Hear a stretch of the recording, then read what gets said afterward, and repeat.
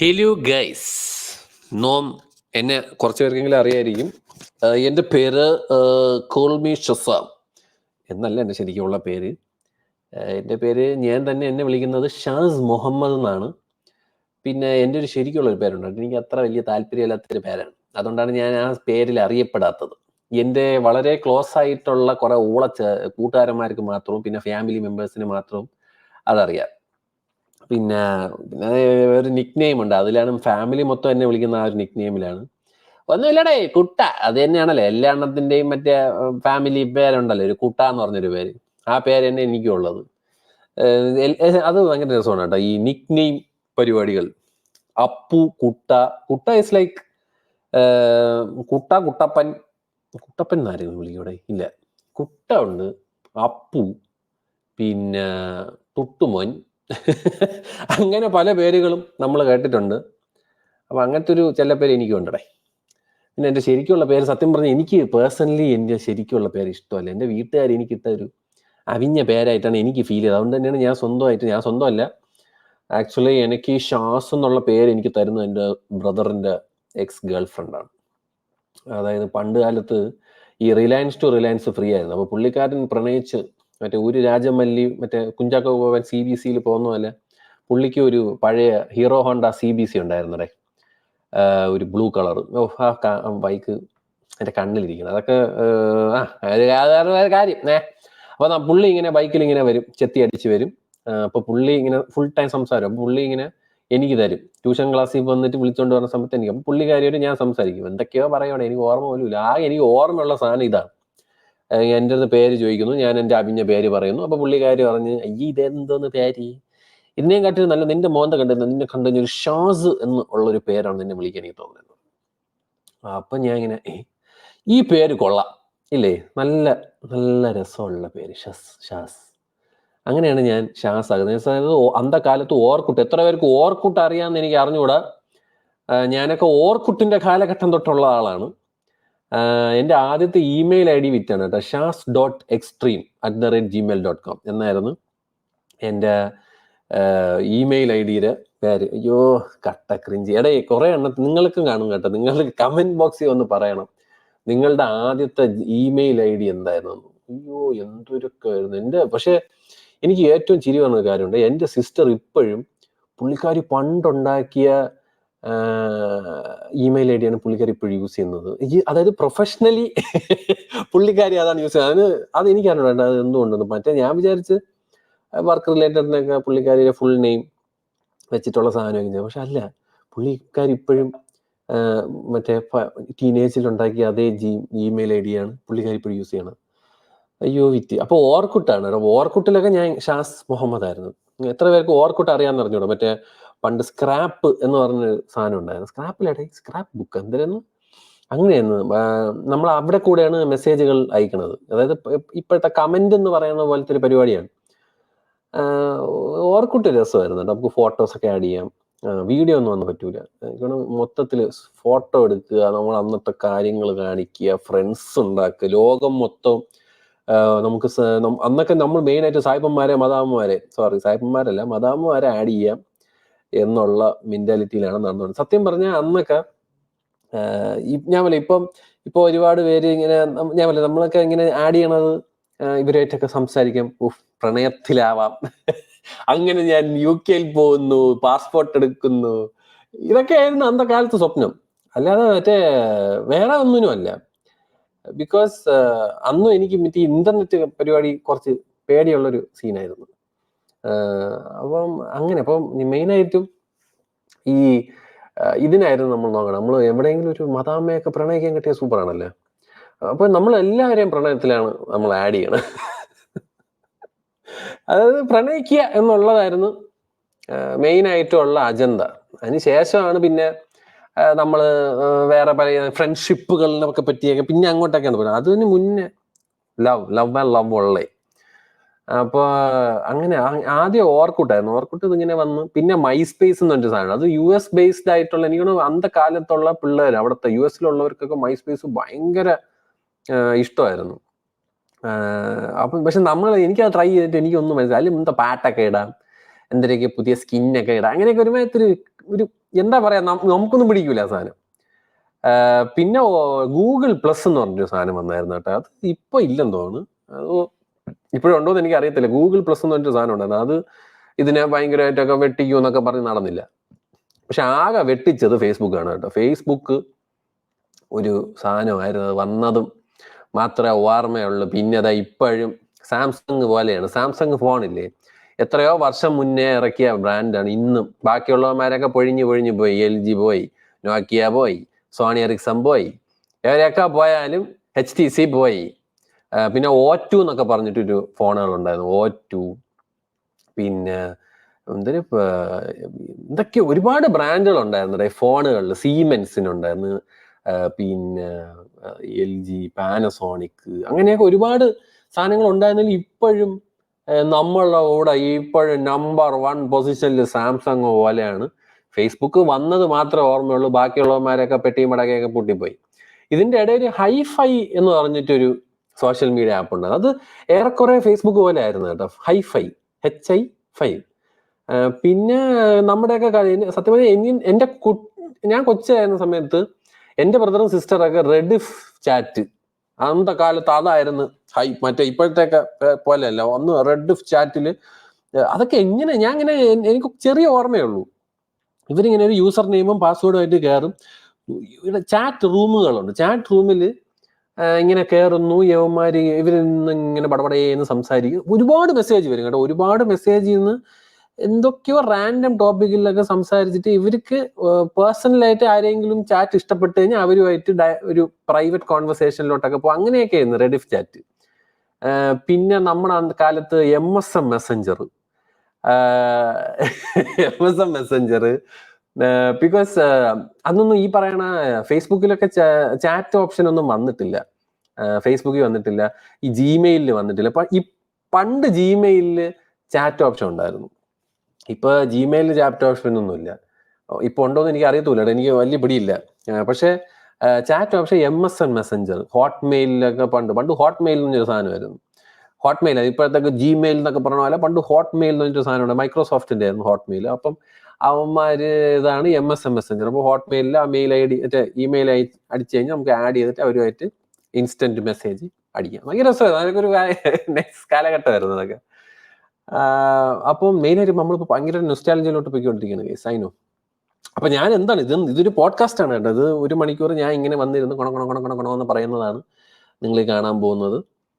കുറെ നാളായിട്ട് ഞാൻ ഇങ്ങനെ ആഗ്രഹിച്ചാണ്, ഇങ്ങനെ വെറുതെ എൻ്റെ കാര്യങ്ങളും ഇപ്പം നമ്മൾ റാൻഡമായിട്ട് ഇന്റർനെറ്റിൽ കാണുന്ന കാര്യങ്ങളും ടെക്കിനെ പറ്റിയാണെങ്കിലും സിനിമയെ പറ്റിയാണെങ്കിലും നമുക്ക് എന്തിനേയും പറ്റി നമുക്കൊരു സാധനം സംസാരിക്കണം, അങ്ങനത്തെ ഒരു ഫോറം വേണം എന്നൊക്കെ ഞാൻ എപ്പോഴും ആഗ്രഹിച്ചിട്ടുണ്ട്. അപ്പോൾ അതിന് വന്ന് ഇങ്ങനെ ഒരു ട്രയൽ അടിക്കണമെന്നേ ഉള്ളൂ.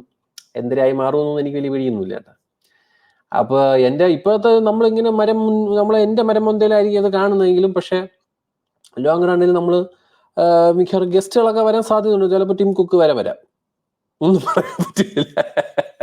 ടിം കുക്ക് വരാം, കാൾപേ വരാം, സുന്ദർ പിച്ചെ വരാം.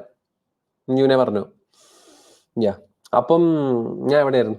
സോറി, ഞാൻ അപ്പൊ ഇത് ഇങ്ങനെയൊന്നും അല്ല. ഇത് ആദ്യമേ ഇത് ഇൻട്രൊഡ്യൂസ് ചെയ്യണമെന്ന് എൻ്റെ ഇടയിൽ പറഞ്ഞതേ ഉള്ളൂ. അപ്പൊ welcome to my podcast ladies and gentlemen. അപ്പം ഞാൻ നേരത്തെ ഇൻട്രൊഡ്യൂസ് ചെയ്ത പോലെ നോം കോൾമിഷസമാണ്. അപ്പൊ ഞാൻ അതാണ് പറഞ്ഞത്. പണ്ട് ഈ പറയണ ഞാൻ ഇങ്ങനെ പഴയ കാര്യങ്ങൾ പറ്റി സംസാരിക്കും. നമ്മൾ ആ ഒരു എവല്യൂഷൻ ആണ് ഞാൻ ഇവിടെ സംസാരിക്കുന്നത്. MSN മെസ്സഞ്ചർ, ഹോട്ട്മെയില്, അതൊക്കെ ഒരു രസകരമായിട്ടുള്ളത്. ഡയലപ്പായിരുന്നു പണ്ടൊക്കെ. അയ്യോ, ഒരു ഫോണിനെ കണക്ട് ചെയ്തിട്ട് ഫോണ് വഴിയായിരുന്നു ഇന്റർനെറ്റ് വന്നുകൊണ്ട്. ഇപ്പോഴത്തെ പോലെ ഒപ്റ്റിക്കൽ ഫൈബറും കോആക്സിൽ കേബിളൊന്നും ഇല്ല. അന്ന് ഡയലപ്പാണ്. ഫോൺ വഴി എന്നൊക്കെ പറഞ്ഞ് സൗണ്ടൊക്കെ ഉണ്ടാക്കിയിട്ട് എങ്ങനെ ഇന്റർനെറ്റ് തന്ന. ഇന്റർനെറ്റ് എന്നൊക്കെ പറഞ്ഞാൽ ശോക സ്ലോ ആണ്. ഇപ്പോഴത്തൊക്കെ പോലെ MBPS MBPS ഒന്നും അല്ല, വേറെ ലെവൽ. എനിക്ക് തോന്നുന്നു കെ ഒക്കെ ഉള്ളായിരുന്നു, KBPS ഒക്കെ ഉള്ളായിരുന്നുള്ളൂ പണ്ട് ഇന്റർനെറ്റ്. അത്ര സ്ലോ ആയിരുന്നു. ആകെ ഇമെയിൽ നോക്കാം, പിന്നെ നമുക്കിതുപോലത്തെ ഈ ചാറ്റ് പരിപാടികളൊക്കെ ചെയ്യാം.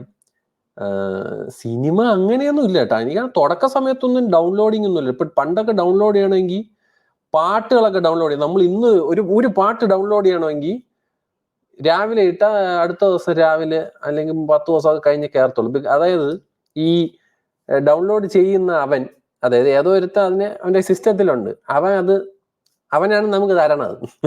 അപ്പം അങ്ങനെയൊക്കെ ആയിരുന്നു. ഭയങ്കര രസമാണത്. പല ടൈപ്പ്. എനിക്ക് ചെറിയ ഓർമ്മകളേ ഉള്ളൂ ഇവിടെ. എന്തൊക്കെയോ ലൈം വയർ എന്ന് പറഞ്ഞിട്ട് ഒരു സോഫ്റ്റ്വെയർ ഉണ്ടായിരുന്നു. ആ വഴിയായിരുന്നു പാട്ടുകളും പിന്നെ അതുപോലെ മ്യൂസിക് വീഡിയോ ഒക്കെ ഡൗൺലോഡ് ചെയ്തുകൊണ്ടിരുന്നത്. ഈ പറയുന്നതെന്നൊക്കെ പറയുന്നത് 2006 2007 ആയിരിക്കും, if I'm not wrong. എനിക്ക് 16 17 വയസ്സുള്ള കാര്യമാണ് ഞാൻ ഈ പറയണത്. എൻ്റെ ബ്രദർ ഭയങ്കര മറ്റേ ഈ ഹാർഡ് കോർ മെറ്റൽ കേൾക്കുമായിരുന്നു. Hard core Metallica, Mudvayne, Disturbed, System of a Down, ഇവരൊക്കെ ഇങ്ങനെ കേട്ടോണ്ട്. അപ്പൊ എനിക്ക് പണ്ട് മറ്റേ റോക്ക് ഭയങ്കര വട്ടായിരുന്നു. അപ്പൊ പുള്ളിക്കാരൻ ഇതുപോലെ പാട്ടൊക്കെ ഡൗൺലോഡ് ചെയ്യും. പാട്ടൊക്കെ പടപടപടയെന്നൊക്കെ വെറുതെ എടുത്ത് ഇടും. ഈ ലൈം വയർ എന്ന് പറഞ്ഞ സാധനത്തിൽ നമുക്ക് സെർച്ച് ചെയ്തിട്ട് പാട്ട്, വീഡിയോ, എന്ത് വീഡിയോയും നമുക്ക് അതിൽ ഡൗൺലോഡ് ചെയ്യാം. അപ്പൊ അതാണ് പണ്ട് ഒരു സാധനമൊക്കെ ഡൗൺലോഡ് ചെയ്യും 10 ദിവസമൊക്കെ എടുക്കും. ഇപ്പൊ നമ്മളിങ്ങനെ ഒന്ന് നെക്കിക്കഴിഞ്ഞാൽ ഇതെന്ത് സ്ലോ, ഈ സ്ലോ എന്ന് പറഞ്ഞാൽ 5 മിനിറ്റ് ആണ് കേട്ടോ. 5 മിനിറ്റ് പോലും നമുക്കൊന്നും ഇപ്പൊ പയ്യ. അപ്പം അതും GB കണക്കിനും ഒക്കെയാണ്. ഇപ്പൊ 5 MB 2 MB എന്നൊക്കെ പറയണ ഫയൽ എന്നൊക്കെ പറഞ്ഞ ഇങ്ങനെയാണ് പോണത്. പണ്ട് അങ്ങനത്തെ ഒരു 5 MB ഫയലൊക്കെ ഡൗൺലോഡ് ചെയ്യാൻ ഏകദേശം 1 ദിവസം 2 ദിവസമൊക്കെ എടുക്കുമായിരുന്നു. അതാ ഇതിനനുസരിച്ച് ഇരിക്കും, ആ സെർവർ അനുസരിച്ചിരിക്കും. ആരാണ് ആ സാധനം നമുക്ക് ഷെയർ ചെയ്യുന്നത് അതിൻ്റെയൊക്കെ ഇതനുസരിച്ചിട്ടാണ് സ്പീഡും കാര്യങ്ങളൊക്കെ പോകുന്നത്. അപ്പൊ അങ്ങനെയൊക്കെ ഭയങ്കര രസമുള്ള ഒരു കാലഘട്ടമായിരുന്നു ഈ പറയണ. അപ്പൊ നമ്മുടെ സിസ്റ്റത്തിൽ ആ സാധനം ഉണ്ടെങ്കിൽ നമുക്കും ഷെയർ ചെയ്യാം. അങ്ങനെയൊക്കെയാണ് പണ്ട് ഡൗൺലോഡിങ് പരിപാടിയൊക്കെ നടന്നുകൊണ്ടിരുന്നത്. അപ്പൊ അങ്ങനെയൊക്കെയാണ്. അപ്പൊ നല്ല രസമായിരുന്നു. അതൊക്കെ ഒരു നൈസ് കാലഘട്ടമായിരുന്നു കേസ്, ആ പഴയ കാലഘട്ടത്തിൻ്റെത്. പിന്നെ ഫ്ലോപ്പി ഡിസ്ക്, അത് അങ്ങനെ ഒരു സാധനം ഉണ്ടായിരുന്നു, ഫ്ലോപ്പി ഡിസ്ക് എന്ന് പറഞ്ഞിട്ട്.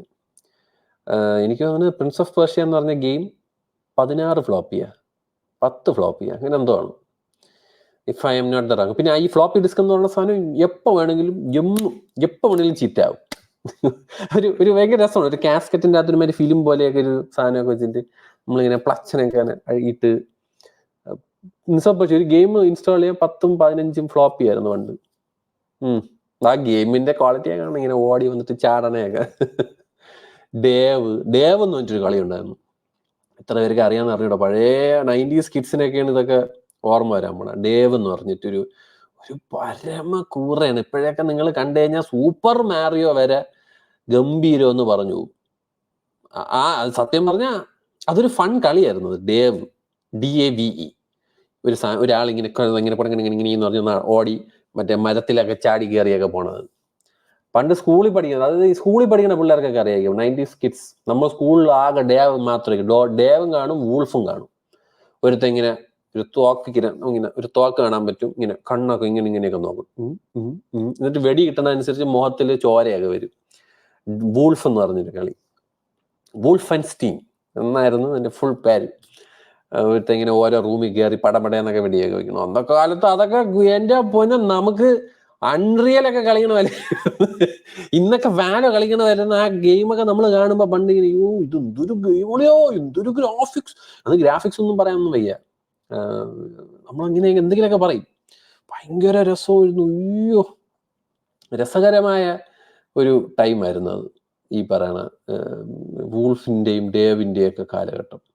സ്ക്രീൻ സേവർ ഇല്ലേ, അതുകൊണ്ടൊക്കെ നമ്മൾ കമ്പ്യൂട്ടർ ലാബിൽ പോകുമ്പോൾ കമ്പ്യൂട്ടർ ലാബ് എന്ന് പറഞ്ഞിട്ടൊരു പീരീഡ് ഉണ്ടായിരുന്നു. ഇപ്പം എനിക്ക് അത് ഉണ്ടോയെന്ന് എനിക്ക് വലിയ പിടിയില്ല.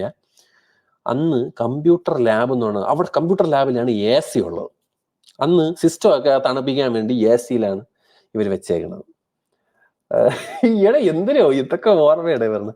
അപ്പം നമുക്ക് ഭയങ്കര രസമാണ്. കമ്പ്യൂട്ടർ ലാബ് എന്ന് പറയുന്നത് വേറൊരു ലോകത്ത് പോകണ പോലെയാണ് നമുക്ക് ഫീൽ ചെയ്യണത്. അന്ന് നമ്മൾ AC ക്യാബിലൊക്കെ കയറും, ഷൂസൊക്കെ വെളിയിലിട്ട് ഇട്ടിട്ട് വരിയായിട്ട് നിന്ന് ഒരു കമ്പ്യൂട്ടർ 3 4 പേർക്ക് ഷെയർ ചെയ്യണം. 3 പേരാണ് എന്തായാലും. ഒരു കമ്പ്യൂട്ടർ ഒരാൾക്കില്ല. ഒരു കമ്പ്യൂട്ടറിൻ്റെ അപ്പുറത്ത് തന്നെ ഇങ്ങനെ നമ്മളിങ്ങനെ കമ്പ്യൂട്ടർ വന്നിട്ട് പുള്ളി നമ്മുടെ സാറ് വരും. സാറ് വന്നിട്ട് ഇതൊക്കെ ഓൺതൊക്കെ ചെയ്ത് ആദ്യം പെയിന്റ് എടുത്തിട്ട് തരും. കൂറ അന്നേ എനിക്ക് ഇഷ്ടമല്ലായിരുന്നു പെയിന്റ് ആദ്യം നമ്മൾ കളിക്കും. പെയിന്റ് വെച്ചിട്ട് ബക്കറ്റൊക്കെ വെച്ചിട്ട് ഒരു സ്ക്വയറൊക്കെ വരച്ചാല് മറ്റേ കളർ ഇടും. ആ ബക്കറ്റിന്റെ അവിടെ നിന്ന് എന്തെങ്കിലും ഒരു ചെറിയ വര ഒന്ന് ഇതായി കഴിഞ്ഞാൽ ആ പെയിന്റ് മറ്റേ ബക്കറ്റ് വെച്ച് ഫില്ല് ചെയ്യണത് മൊത്തം ആ സ്ക്രീൻ മൊത്തം ആ കളറാവും. അപ്പൊ അങ്ങനെയൊക്കെ വിറ്റാണ് ആദ്യം. ഇപ്പൊ പെയിന്റ് എന്ന് പറഞ്ഞ സാധനം എനിക്കാണെങ്കിൽ ആ ഒരു സോഫ്റ്റ്വെയർ അന്നും കണ്ടുകൂടാ ഇന്നും കണ്ടുകൂടാ. എനിക്ക് തോന്നുന്നു ഇപ്പോഴത്തെ ജനറേഷനിലെ പിള്ളേർക്ക് പെയിന്റ് എന്ന് പറഞ്ഞൊരു സാധനം വിൻഡോസിൽ ഉണ്ടോന്ന് പോലും എനിക്ക് തോന്നുന്നില്ല. നിങ്ങളൊക്കെ അറിയാം. പക്ഷെ ഒരു ഗവൺമെന്റ് സ്കൂളിലൊക്കെ പിള്ളേർക്കൊക്കെ ഈ പെയിന്റ് ഒക്കെ ഇഷ്ടം. ചില പിള്ളേരൊക്കെ പണ്ട് ആ പെയിന്റ് വെച്ചിട്ട് കിടിലുമായിട്ട് പടം വരയ്ക്കുമായിരുന്നത്. അങ്ങനെ കഴിവുള്ളവന്മാരൊക്കെ ഉണ്ടായിരുന്നു കേട്ടോ അന്നത്തെ കാലത്ത്. ആ പെയിന്റ് ഒരു ഇതായിരുന്നു. ആദ്യം പെയിന്റ് ആയിരുന്നു, പിന്നെ അത് മാറി ഗെയിം കളിക്കാനുള്ള കുറച്ച് സമയം തരും. അപ്പൊ നമ്മൾ കളിക്കുന്ന കളികളാണ് ഈ പറഞ്ഞ ഡേവും വൂൾഫും. അത് ഭയങ്കര രസമായിരുന്നു. ബിക്കോസ് അന്ന് ചില ഭാഗ്യമുള്ളവന്മാരെ പി സിയിൽ ഏതോ ഒരു പി സിയിൽ പ്രിൻസ് ഓഫ് പേർഷ്യ ഉണ്ടായിരുന്നു. അപ്പൊ നമ്മൾ സാറൊക്കെ അറിയാതൊക്കെ ചിലപ്പോൾ സൗണ്ട് ഒക്കെ കേൾക്കുമ്പോൾ സാറ് എന്ന് പറയും, വാ അവിടെ പെയിന്റ് കളിക്കാനോടാ പറഞ്ഞു എന്നൊക്കെ പറഞ്ഞ് അടിയൊക്കെ തരും. അപ്പോ അതൊരു ഭയങ്കര രസമുള്ളൊരു ഫീലാണ്. ഇപ്പൊ ഈ പറയണ കമ്പ്യൂട്ടർ ലാബും കാര്യങ്ങളൊക്കെ ഉണ്ടോന്ന് എനിക്ക് ഒരു പിടിയൊന്നുമില്ലാണ്ട് ഉണ്ടാടേ. ഈ കമ്പ്യൂട്ടർ ലാബ് പെയിന്റ് ചെയ്യാൻ പോണതൊക്കെ ഇപ്പം ഇത് ഞാൻ ഈ പറഞ്ഞ CBSE സ്കൂളിലാണ്. ഞാൻ 7ാം ക്ലാസ് പൊട്ടി. ഞാൻ നല്ല വൃത്തിയായിട്ട് 7ാം ക്ലാസ് തോറ്റി. അപ്പം എൻ്റെ CBSE സ്കൂളിൽ നിന്ന് എനിക്ക് പാസ് സർട്ടിഫിക്കറ്റ് തന്നു. അങ്ങനെ ഞാൻ നേരെ 8ാം ക്ലാസ് തൊട്ട് ഞാൻ സ്റ്റേറ്റ് സിലബസ് ആണ് കേട്ടോ. എന്നെ കൊണ്ട് CBSE പറ്റൂല. എൻ്റെ പൊന്നു ബ്രോ, മലയാളം വരെ ഞാൻ തോക്കുമായിരുന്നു. പൂര തോക്കലായിരുന്നു. അങ്ങനെ CBSE സ്കൂളിൽ പോയി. CBSE സ്കൂളിൽ നിന്ന് ഇറങ്ങി നേരെ സ്റ്റേറ്റ് സിലബസിലോട്ട് പോയി. സ്റ്റേറ്റ് സിലബസിൽ കയറിയപ്പം സ്പെഷ്യൽ ഇംഗ്ലീഷാണ് ഞാൻ എടുത്തത് കേട്ടോ. മലയാളം എടുത്തില്ല. ഞാൻ മലയാളത്തിൽ വൻ തോൽവിയാണ്. എനിക്ക് മലയാളം വായിക്കാൻ അത്യാവശ്യം അറിയാം, പക്ഷെ എഴുതാനൊന്നും അറിയത്തില്ല. അങ്ങനെ സ്പെഷ്യൽ ഇംഗ്ലീഷ് ഒക്കെ എടുത്ത് ഞാൻ സ്റ്റേറ്റ് സിലബസ് കാലഘട്ടം ഞാൻ തിരുമല സ്കൂളിലാണ് പഠിച്ചത്. ഒരു വർഷം ഭയങ്കര രസമായിരുന്നു. അവിടെ ഇതാണ് മറ്റേ മിക്സ്ഡ് സ്കൂളൊന്നുമല്ല, ബോയ്സ് സെപ്പറേറ്റ് ഗേൾസ് സെപ്പറേറ്റ്. അവിടെയൊക്കെ വിറ്റാണ്. അത് അന്ന കാലത്ത് ആ ചെറുക്കന്മാർക്കും പ്രണയമായിരുന്നു. അത് 8ാം ക്ലാസ്സിൽ പഠിക്കണ പിള്ളേർക്ക് പ്രണയമായിരുന്നു. ഈ പെൺകുട്ടികൾ ഒരു വേറൊരു സ്ഥലത്താണ്. അവരെ ആദ്യം വിട്ടതിന് ശേഷമേ ചെറുക്കന്മാർ വിടത്തുള്ളൂ. അങ്ങനെയൊക്കെ. എന്നിട്ടും അവിടെ എൻ്റെ ക്ലാസ്മേറ്റ്സിൽ തന്നെ കുറെ പേർക്ക് എനിക്ക് ആ പെണ്ണിനെ ഭയങ്കര ഇഷ്ടമാണ്, ആ പെണ്ണിന് കൊള്ളാം, ഈ പെണ്ണ് കൊള്ളാം എന്നൊക്കെ പറഞ്ഞിട്ടൊക്കെ ഭയങ്കര രസമാണ്. ഞാൻ ഇങ്ങനെ ആലോചിക്കും, ഇവന്മാരൊക്കെ ആ പെണ്ണ് കൊള്ളാം, എനിക്ക് പ്രണയമാണെന്നൊക്കെ പറയുന്നത് നിങ്ങൾ തെറ്റിദ്ധരിക്കരുത്. ഇപ്പോഴത്തൊക്കെ പിള്ളേരെ ഇടുന്ന പോലത്തെ റീല് പോലത്തെ പരിപാടിയൊന്നും അല്ല. ഇവരിത് പറയത്തേ ഉള്ളൂ. ഫ്രണ്ടിൽ പോയി നിന്ന് കഴിഞ്ഞാൽ മുട്ടിടിക്കുക. സത്യം. ഇവരൊക്കെ ഇങ്ങനെ പറയും. എന്നിട്ട് ആ പെങ്കൊച്ച് പോണ ഇങ്ങനെ നോക്കി നിൽക്കുമ്പോൾ ആ പെങ്കൊച്ചൊരു കണ്ണ് കൊടുത്തു കഴിഞ്ഞാൽ ഒരു ചിരി ഇരിക്കും, കഴിഞ്ഞു. ഇതാണ് അവരെ പ്രണയം. ഇതായിരുന്നു ഈ കൊച്ചിലെയുള്ള പ്രണയം എന്ന് പറയുന്നത്. പ്രണയമല്ലേ, ഇൻഫാക്ച്വേഷൻ അല്ലെങ്കിൽ ക്രഷ് എന്നോ ഒരു ഇഷ്ടമെന്നോ അങ്ങനെയൊക്കെ പറയാം. അല്ലാതെ പ്രണയമൊന്നും പറയാൻ പറ്റത്തില്ല. അതായത് ഒരു ഇഷ്ടമുണ്ട്. ഇവരിങ്ങനെ പോകുമ്പം എനിക്ക് ഓർമ്മയുള്ളത് ഇതൊക്കെയാണ്. ഈ നമ്മുടെ ക്ലാസ്സിൽ കുറെ. അപ്പൊ എനിക്കാണെങ്കിൽ ഒന്ന് സ്കൂൾ അത്രയ്ക്ക് എനിക്ക് അന്ന് വലിയ ഇഷ്ടമല്ലായിരുന്നു. പക്ഷെ അവിടുത്തെ ഫ്രണ്ട്സ് കിട്ടില്ല, അവിടുത്തെ മനുഷ്യർ നല്ല. എൻ്റെ ഈ പറയണ CBSE സ്കൂളിൽ പഠിച്ച എൻ്റെ ഒരു ഫ്രണ്ട് ഉണ്ട്, അരവിന്ദ് എന്ന് പറഞ്ഞിട്ട്. അവനൊക്കെ ഈ തിരുമല സ്കൂളിലാണ് പിന്നെ പഠിച്ചത്. അപ്പൊ അവൻ എൻ്റെ ക്ലാസ്മേറ്റ് ആയിരുന്നു. അവൻ CBSE എനിക്ക് തോന്നുന്നു അവൻ ഒരു 6th സ്റ്റാൻഡേർഡ് ഒക്കെ ആയപ്പോൾ അവൻ പോയി. പിന്നെ അവനെ കാണുന്നത് ഈ തിരുമല സ്കൂളിലാണ്. അങ്ങനെ അവനെ പോലെ തന്നെ ഒരുപാട് നല്ല കൂട്ടുകാരും എനിക്ക് അവിടെ ഉണ്ടായിരുന്നു. ഞാൻ ഒരുപാട് പേരുണ്ടായിരുന്നു. അപ്പൊ അവരൊരു ഫ്രണ്ട്ഷിപ്പും അതൊരു ഭയങ്കര ഡിഫറെന്റ് ആയിരുന്നു. നമ്മൾ CBSE സ്കൂളിൽ നിന്ന് നമ്മൾ മാറി ഇവിടെ വന്നപ്പോൾ എനിക്ക് ശ്രദ്ധിച്ചൊരു കാര്യം അതാണ്. വെരി സിമ്പിൾ എന്നാ ഭയങ്കര ഇഷ്ടവും അങ്ങനെയൊക്കെ നല്ലൊരു രസമായിരുന്നു ആ ഒരു കാലഘട്ടം. സ്റ്റേറ്റ് സിലബസിൽ നിന്ന് പിന്നെ നേരെ കുറച്ചും കൂടെ ഒരു ഇംഗ്ലീഷ് മീഡിയം സ്റ്റേറ്റ് സിലബസിലോട്ട് ചാടി. അപ്പൊ ഇതിന്റെ ഇടയിൽ പറഞ്ഞു വന്നത് 8th സ്റ്റാൻഡേർഡ് ഞാൻ ആ ഗവൺമെന്റ് സ്കൂളിൽ പഠിക്കുന്ന സമയത്ത് നമുക്ക് കാശ് കൊടുക്കണം. എന്തിന്? കമ്പ്യൂട്ടർ ക്ലാസ്സിന് വേണ്ടി മാത്രം അങ്ങനെ എന്തോ വലിയ ഇതില്ല, എല്ലാം കൂടെ ട്യൂഷൻ ഫീസും എല്ലാം കൂടി 25 രൂപയോ അങ്ങനെ എന്തോ ഉള്ളായിരുന്നുള്ളൂ കേട്ടോ ഫീസ് എന്ന് പറയുന്നത്. ആകെ ഈ 25 രൂപയും ഈ കമ്പ്യൂട്ടർ ലാബ്. ഞാൻ അന്ന് എട്ടാം ക്ലാസ്സിൽ അന്ന് സ്കൂളിൽ പഠിച്ചിട്ട് എന്നെ ഒരിക്കലാണ് ആ കമ്പ്യൂട്ടർ ഒന്ന് കൊണ്ട് കാണിച്ചു തന്നത്. അന്ന് ഞാൻ മറ്റേ CBSE ഇവിടെ നിന്ന് വന്നതുകൊണ്ട് എനിക്ക് കമ്പ്യൂട്ടറെ പറ്റി എന്ന് പറയാം. അതുപോലെ വീട്ടിലും കമ്പ്യൂട്ടർ ഉണ്ട്. അപ്പോൾ ഞാൻ ഇങ്ങനെ ഇങ്ങനെ ഉണ്ടോ അങ്ങനെയാണോ എന്നൊക്കെ പറഞ്ഞു കൊടുക്കുന്നു. അവർക്ക് കിട്ടുന്ന എക്സ്പോഷർ എന്ന് പറഞ്ഞാൽ അന്ന് ആ ഒരു ദിവസം മാത്രമായിരുന്നു. അവർ പറഞ്ഞുകൊണ്ടിരുന്നത് ഇത് റെഡിയായിക്കൊണ്ടിരിക്കുന്നതാണ്. ആ 8ാം ക്ലാസ്സിൽ മൊത്തത്തിൽ ഞാൻ ഒറ്റ പ്രാവശ്യം ആ ഒരു കമ്പ്യൂട്ടർ ലാബ് ഇവിടെ പോയിട്ടുള്ളൂ. ഇപ്പോഴൊക്കെ അതൊക്കെ മാറി കാണും. അപ്പൊ അതാണ് പറഞ്ഞത്. അപ്പം ഞാൻ പറയില്ല, നമ്മുടെ എഡ്യൂക്കേഷൻ സിസ്റ്റം ഈ പ്രൈവറ്റ് സ്കൂള് തന്നെ അവിടെ പോയി പഠിച്ചാൽ മാത്രമേ ഗംഭീരവും എന്ന് പറയിപ്പിക്കാതെ സ്റ്റേറ്റ് സിലബസും കുറച്ചും കൂടെയൊക്കെ ഇൻഫ്രാസ്ട്രക്ചർ കൊണ്ടുവരണം. മനസ്സിലായില്ലേ? അതിപ്പം കായികമായാലും ശരി, അതിപ്പം let's say anything, respective to anything, ആ ഒരു പ്രോപ്പർ ഇൻഫ്രാസ്ട്രക്ചർ വരണം. ഉച്ചക്കഞ്ഞി എന്ന് പറഞ്ഞൊരു പരിപാടിയുണ്ട്. നല്ല അത് ഞാൻ ഭയങ്കരമായിട്ട് മിസ് ചെയ്യുന്നുണ്ട് കേട്ടോ.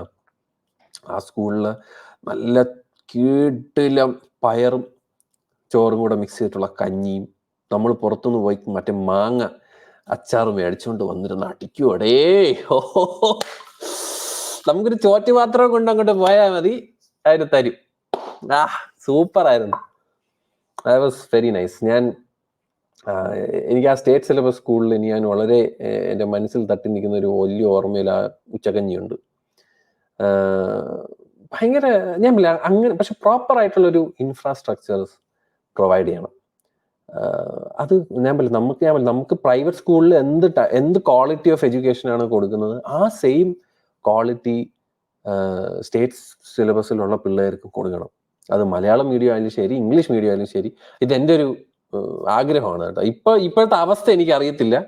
ഇപ്പൊ കുറച്ചുകൂടെയൊക്കെ മെച്ചപ്പെട്ട് കാണും, ബെറ്റർ ആയി കാണും എന്നൊക്കെ ആയിരിക്കാം. പക്ഷെ അതിനൊരു പ്രോപ്പർ ആയിട്ടുള്ള ഒരു ഇത് വേണം. മനസ്സിലായില്ലേ? അതായത് നമുക്ക് മറ്റേ പബ്ലിക് സ്കൂൾ, പ്രൈവറ്റ് സ്കൂളിൽ തന്നെ പോയാണോ എന്ന് നിർബന്ധം വരുന്നു. ഇവിടെ പോയാലും നമുക്ക് പഠിക്കാൻ പറ്റും, അടിപൊളി സാധനം കിട്ടും, നല്ല ജില്ലായിട്ട് നമുക്ക് നല്ല ഹാഷ് പാഷലൊക്കെ ഇംഗ്ലീഷ് ഒക്കെ സംസാരിക്കാൻ പറ്റും. CBSE അതാണ് പറഞ്ഞത്. ഇപ്പൊ CBSE ആയാലും ICSE ആയാലും ആ സ്റ്റേറ്റ്സിലും അങ്ങനെ സിലബസുകളിൽ പോകുന്ന അനുസരിച്ച് നമ്മുടെയൊക്കെ ഇംഗ്ലീഷിന്റെ ഫ്ലുവൻസി മാറും. ചിലവരൊക്കെ മറ്റേ ഇംഗ്ലീഷ് സിനിമയൊക്കെ കണ്ട് അങ്ങനെയൊക്കെ ഇമിറ്റേറ്റ് ചെയ്ത് അവർക്ക് ഒരു ആക്സെന്റ് ഉണ്ടാവും. അല്ലാത്ത വശം CBSE പഠിക്കുന്ന പിള്ളേർക്കും ഒരു ടൈപ്പ് ഓഫ് നല്ലൊരു ഇംഗ്ലീഷും, ICSE ഉള്ളവർക്ക് വേറൊരു ടൈപ്പ് ഇംഗ്ലീഷ്. ബ്രിട്ടീഷ് കരിക്കുലം എന്നൊരു സാധനമുണ്ട്. അത് ഈ ട്രിവാൻഡ്രം ഇന്റർനാഷണൽ സ്കൂളിലൊക്കെ പഠിക്കണ പിള്ളേർക്ക് ബ്രിട്ടീഷ് കരിക്കുലം, അത് വേറെ, അതൊരു പ്രോപ്പർ ഒരു ഫോറിൻ സ്റ്റുഡൻസ് ഒക്കെ സംസാരിക്കുന്ന കാര്യമാണ്. അപ്പം ആ ഒരു ഇത് വരാതെ എല്ലായിടത്തും എവിടെ പഠിക്കുന്നോ എല്ലാ സ്കൂളിലും അങ്ങനെ ഒരു ഡിഫറൻസ് വരരുത് ഞാൻ എപ്പോഴും ആഗ്രഹിക്കാറുണ്ട് കേട്ടോ. അതായത് സ്റ്റേറ്റ് സിലബസിൽ പഠിക്കുന്ന ഒരു കുട്ടിയാണെങ്കിലും ശരി, ഏത് സിലബസിൽ പഠിച്ചാലും എല്ലാവർക്കും ഒരേ ലെവലായിരിക്കണം. മനസ്സിലായില്ല? അവർക്ക് പ്രൊവൈഡ് ചെയ്യുന്ന ഇൻഫ്രാസ്ട്രക്ചർ തൊട്ട് അവരെ എങ്ങനെ പഠിപ്പിക്കുന്നതും തൊട്ട് റൂൾസ് ആണെങ്കിലും എന്താണെങ്കിലും it has to be equal. പിന്നെ ഒന്നാമത്തെ കാര്യം, ഇപ്പോഴും ഇവിടുത്തെ എഡ്യൂക്കേഷൻ സിസ്റ്റം എനിക്ക് ഇഷ്ടമല്ല. മറ്റേ ഈ commerce, bioscience, computer science, humanity, ഇനിയിപ്പോൾ വേറെ കുറച്ച് ഫീൽഡുകളൊക്കെ വന്നുകൊണ്ടിരിക്കും. പക്ഷെ നമുക്ക് എന്താണ് ഇൻട്രസ്റ്റ് എന്നുള്ള രീതിയിൽ നമ്മളെ പ്രൊമോട്ട് ചെയ്യേണ്ട ഒരു എഡ്യൂക്കേഷൻ സിസ്റ്റം വരേണ്ടതൊക്കെ സമയമൊക്കെ കഴിഞ്ഞ്. എന്നെ കൊണ്ട് ഞാൻ ചില സാധനങ്ങളൊന്നും പറ്റൂല. ഫിസിക്സ്, കെമിസ്ട്രി, എന്തിനാണ് അതൊക്കെ പഠിക്കുന്നത്? നമ്മൾ നാളെ ഒരു കാര്യത്തിന് അങ്ങനത്തെ ഒരു പ്രൊഫഷൻ ചൂസ് ചെയ്യാൻ പോകുന്നില്ലെങ്കിൽ why do we need all these subject? Basic ആയിട്ടുള്ള കുറച്ച് കാര്യം ഓക്കെ, ഐ ക്യാൻ അണ്ടർസ്റ്റാൻഡ്. അല്ലാതെ നമ്മൾ ഈ ഫോഴ്സ്ഫുള്ളി എന്തിനാണ് 10 ഫോർമുലകളും കുറെ ഡെറിവേഷൻസും ഇതൊക്കെ എന്തിനാണ്? മാത്സിലെ ഇക്വേഷൻസ് ഒക്കെ എന്റെ പൊന്നും മോനെ, എനിക്ക് വരണ കലിയുണ്ടല്ലോ. മറ്റേ ജിയോമെട്രി, ആൽജിബ്ര, അങ്ങനെയൊക്കെ കുറെ സാധനങ്ങളുണ്ട്. ഇതൊക്കെ ഇന്നും എനിക്ക് മനസ്സിലായിട്ടില്ല. ലൈക്ക് വൈ ഇതിൽ നിന്ന് നമുക്ക് ഇപ്പൊ ഞാനിങ്ങനെ ആലോചിക്കും, നമ്മൾ ഈ ട്രിഗ്നോമെട്രിയും ഇതൊക്കെ പഠിച്ചിട്ട് എന്ത് കോപ്പാണ് അതിൽ നിന്ന് എനിക്ക് കിട്ടിയതെന്ന് ഇൻ റിയൽ ലൈഫ്. കണക്കൂട്ടാൻ അറിയണം, സബ്ട്രാക്ട് അറിയണം, മൾട്ടിപ്ലിക്കേഷൻ അറിയണം, ഡിവിഷൻ അറിയണം. ഇങ്ങനത്തെ കുറച്ച് സാധനങ്ങൾ വേണം. അക്കൗണ്ട്സ് പഠിക്കണം. അത് ഞാൻ ബേസിക് അക്കൗണ്ടിങ്, ബുക്ക് കീപ്പിംഗ് തുടങ്ങിയ സാധനങ്ങളൊക്കെ വേണം. ബിക്കോസ് നമ്മൾ ലൈഫിൽ കാശ് ഉണ്ടാക്കാൻ പോകുന്ന ആൾക്കാരാണ്. അത് അറിഞ്ഞിരിക്കണം. എന്താണ് ടാക്സ് അറിഞ്ഞിരിക്കണം. ഇതൊക്കെ അറിഞ്ഞിരിക്കണം. ഇമ്പോർട്ടൻറ്റ് കാര്യങ്ങളൊക്കെ ഇങ്ങനെ എടുത്ത് പറയണം. ഇത് ജീവിതത്തിൽ നിങ്ങൾക്ക് ഇന്ന സാധനത്തിന് വരും, ആവശ്യം വരും.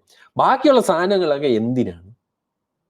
വെറുതെ പറയാം, അക്കാഡമിക്കലി ബൂസ്റ്റ് ചെയ്യാൻ, ജനറൽ നോളജ് എന്നൊക്കെ രീതിയിൽ വേണമെങ്കിൽ നിങ്ങൾക്ക് തർക്കിക്കാം. അല്ലാത്ത പക്ഷം പക്ഷെ പരീക്ഷാ പേപ്പറിന്റെ ഫ്രണ്ടിൽ പോയിരിക്കുമ്പോൾ നമ്മൾ വേറെ മണ്ടന്മാരാണ്, നമുക്ക് ഒരു ബുദ്ധിയില്ല എന്നുള്ള ഒരു സാധനത്തിൽ കൊണ്ട് അവിടെ നിർത്തും. അത് എനിക്കെപ്പോഴും അങ്ങനെ, ഞാൻ ഇങ്ങനെ ക്വസ്റ്റ്യൻ പേപ്പർ നോക്കിയിരുന്ന് ഇങ്ങനെ വിഷമിക്കാറാണ്. എനിക്ക് എന്തുകൊണ്ട് എന്നെ കൊണ്ട് എന്ത് പറ്റാത്ത, ഞാൻ എന്തുകൊണ്ട് ഇത്രയും ഒരു പഠിക്കാത്തൊരു ഒരുത്തനായി പോയി, എനിക്ക് എന്താ ബാക്കിയുള്ളവർ പോലെ പാസ് മാർക്ക് പോലും കിട്ടാത്തത്, എനിക്ക് എന്താ ഇത് തലേ കയറാത്തത് എന്ന് ഞാൻ വിഷമിച്ചിട്ടുള്ളതുകൊണ്ടാണ് ഞാൻ ഈ പറയുന്നത്. അതായത് I win through that man. It's not a good feeling. എനിക്ക് ഞാൻ എപ്പോഴും ഒരു പരീക്ഷയൊക്കെ എഴുതാൻ പോകുന്ന സമയത്ത് നമുക്ക് വരുന്ന ടെൻഷൻ, അതിന്റെ റിസൾട്ട് വരുന്നതിന്റെ ടെൻഷൻ, തോറ്റു കഴിഞ്ഞാലുള്ള നാണക്കേട്. ആ നാണക്കേടിന് ഞാൻ ഹൈഡ് ചെയ്തുകൊണ്ടിരുന്നത് തമാശകൾ പറഞ്ഞിട്ടാണ്. 1/2 മാർക്കും 1/4 മാർക്കൊക്കെ വാങ്ങിച്ചാലും ഒരു ചിരി ഉണ്ടാവും. അത് എടാ നീ എന്തുണ്ടാ സ്കൂളിൽ പറഞ്ഞത് എന്ന് ചോദിക്കുമ്പോൾ വെറുതെ ആ ഒരു ചിരിയില് നമ്മുടെ വിഷമം മറക്കുക. ബിക്കോസ് എന്നെ കൊണ്ട് പറ്റുന്നില്ല. That is the reality. എന്നെ കൊണ്ട് അത് കണക്ട് ആവുന്നില്ല. മനസ്സിലായില്ലേ? സോ ദാറ്റ്സ് അങ്ങനെയൊക്കെ കുറെ കാര്യങ്ങൾ ഇങ്ങനെ തോന്നൂടെ. എഡ്യൂക്കേഷൻ സിസ്റ്റം ഒക്കെ എനിക്ക് അറിഞ്ഞൂടെ എന്താണ് ആവാൻ പോകുന്നതെന്നോ. I think it's high time to like അതിനെ ഒന്ന് റീസ്ട്രക്ചർ ഒക്കെ ചെയ്ത് ചെയ്യടേ. ഞാൻ പോലെ വെറുതെ കുറച്ച് പുതിയ ടോപ്പിക്സുകൾ ആഡ് ചെയ്യാം ടെക്സ്റ്റ് ബുക്കിൽ എന്ന് പറയണം. അല്ലാതെ പിള്ളേർക്ക് എന്താണ് വേണ്ടത്? എനിക്കറിയാം ഇത് ഈസി ആയിട്ടുള്ള ഒരു പരിപാടി അല്ല. പക്ഷെ ഇത് ചെയ്യുന്ന എഡ്യൂക്കേഷൻ സിസ്റ്റം ഉണ്ട്. അതാണ് എനിക്ക് പറയുന്നത്. ഇപ്പൊ സ്പോർട്സിന്റെ ഇതിലാണ് അവർക്ക് സ്പോർട്സിലോട്ട് ഫോക്കസ് ചെയ്യും. അതിനെപ്പറ്റി എല്ലാ അറിവും അവർക്ക് കൊടുക്കുക. സ്പോർട്സ് എന്താണ്, അതിലെന്തൊക്കെയാണ്, ഇതെങ്ങനെയാണ്, അങ്ങനെയാണ്, അതൊക്കെ പറഞ്ഞു കൊടുക്കണം. നമ്മൾ തിരിച്ചറിയി കഴിഞ്ഞാൽ സ്പോർട്സ് മിനിസ്ട്രി തൊട്ട് എല്ലാം അറിയുന്നത്. സിനിമയിലാണ് ഇൻട്രസ്റ്റ്, അതിനെ നമുക്ക് ഇത് ചെയ്യണം. ഇപ്പോ ഖത്തറില് അജിയാൽ ഫിലിം ഫെസ്റ്റിവൽ എന്ന് പറഞ്ഞിട്ടൊരു ഫിലിം ഫെസ്റ്റിവൽ ഉണ്ട്. കൊച്ചു പിള്ളേരാണ് അവിടുത്തെ ജഡ്ജസ്.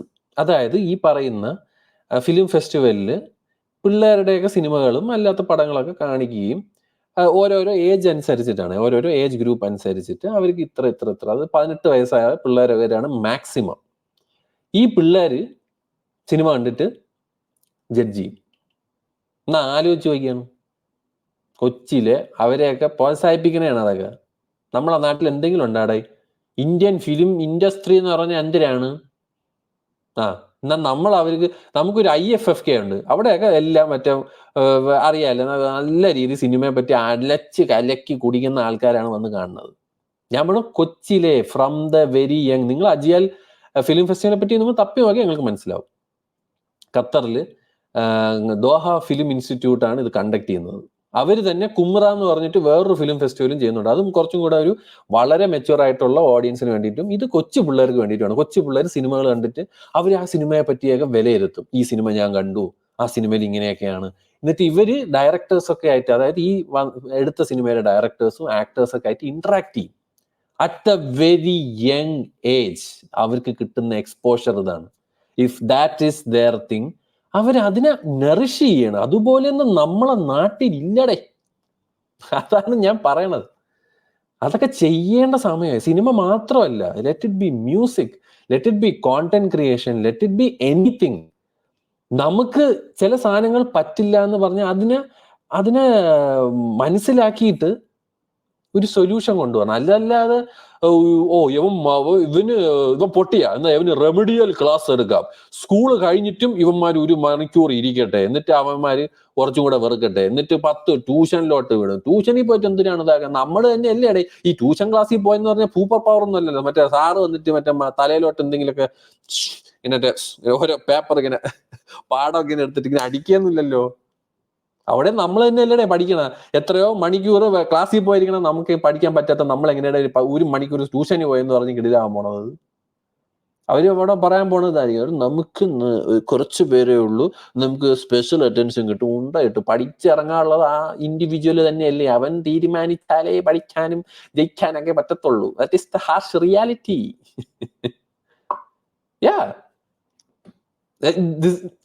ഞാൻ പറഞ്ഞു, ഇതൊക്കെ ചിന്തിച്ച് മാറ്റണം. ഇതൊക്കെ ചിന്തിച്ച് മാറ്റാവുന്ന കാര്യങ്ങളാണ്. ആര് പറയാൻ ആര് കേൾക്കാനല്ലേ. അപ്പൊ അതാണ്. അപ്പൊ എനിക്ക് അതാണ് പറയുന്നത്, ഈ പറയുന്ന എല്ലാ, അതായത് ICSE സിലബസ് ആണെങ്കിലും ബ്രിട്ടീഷ് കരിക്കുലം ആണെങ്കിലും CBSE ആണെങ്കിലും സ്റ്റേറ്റ് ആണെങ്കിലും, ഐ ഫീൽ പ്രോപ്പർ ആയിരിക്കണം.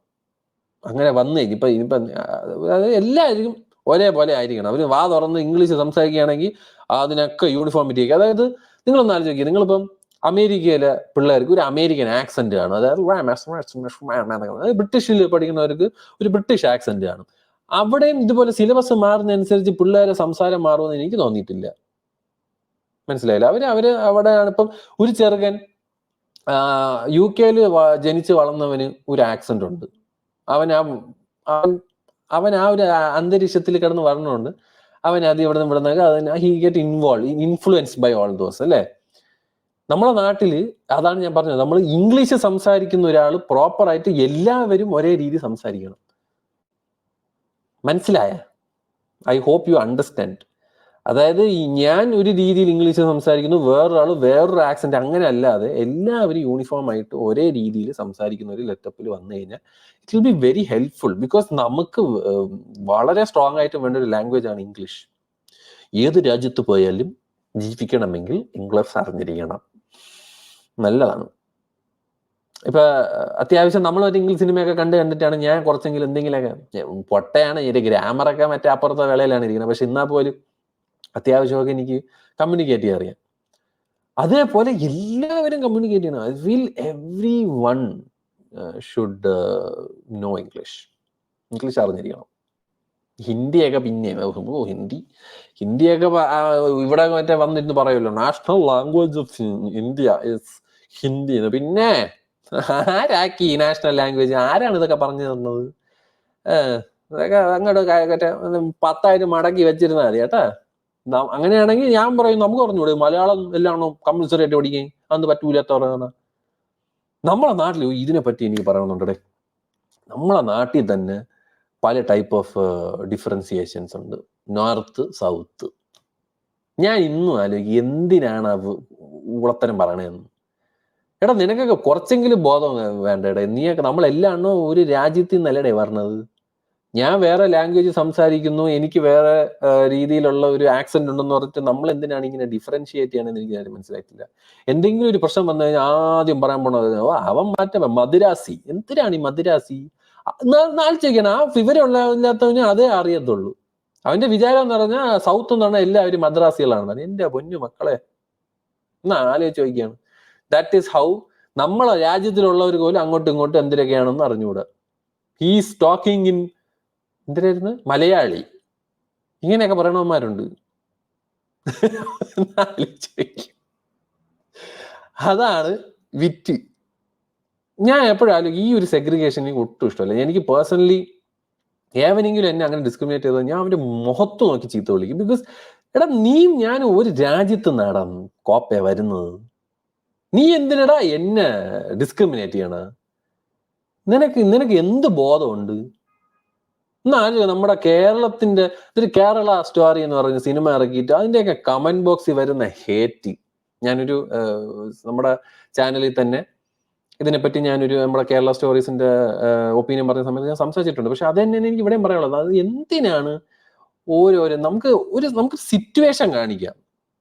ഒരു സ്റ്റേറ്റിന്റെ പേര് വെച്ചിട്ട് ഇതാണ് അവിടുത്തെ സ്റ്റോറി എന്ന് പറയുന്നത്, ഇറ്റ് ഈസ് അൺഅക്സെപ്റ്റബിൾ. ഒരിക്കലും എനിക്ക് അക്സെപ്റ്റ് ചെയ്യാൻ പറ്റൂല. നമ്മൾ അങ്ങോട്ടും ഇങ്ങോട്ടും ഭായ് എന്ന് പറഞ്ഞ് നടക്കണ ഓൾ ഇന്ത്യൻസ് ആർ എന്താണ്, India is my country, all Indians are my brothers and sisters എന്ന് പഠിച്ചിറങ്ങിയ ഒരുത്തനാണ് ഞാനത് ഫോളോ ചെയ്യാറുണ്ട്.